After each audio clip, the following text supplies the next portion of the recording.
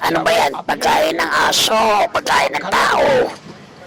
Kanina pa ako nag-iintay rito, alas 8 ng umaga. Anong oras na alauna na, nagugutom na ako. Tapos yan ang ibibigay mo sa akin, pagkain ng baboy o aso.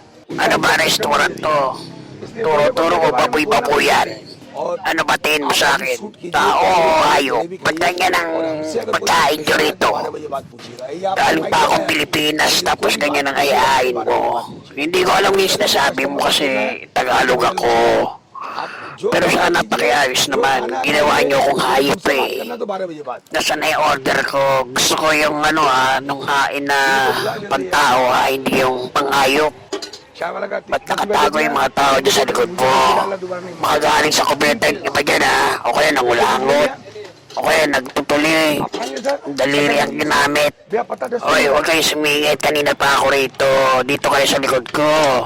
Ano ba?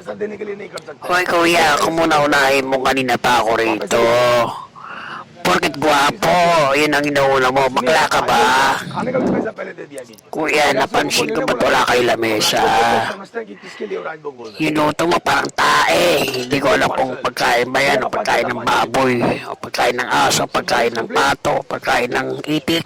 Hindi ko alam yan Yung pagkain mo rito parang champurado, pero ba't ibang kulay? Parang sa LBM yan pag tumahay ka. Yung sandok mo, kala mo yung baboy ang kakain, ayoko ba? Paligid mo, dinig mo yung baboy na kumain at puro kalat.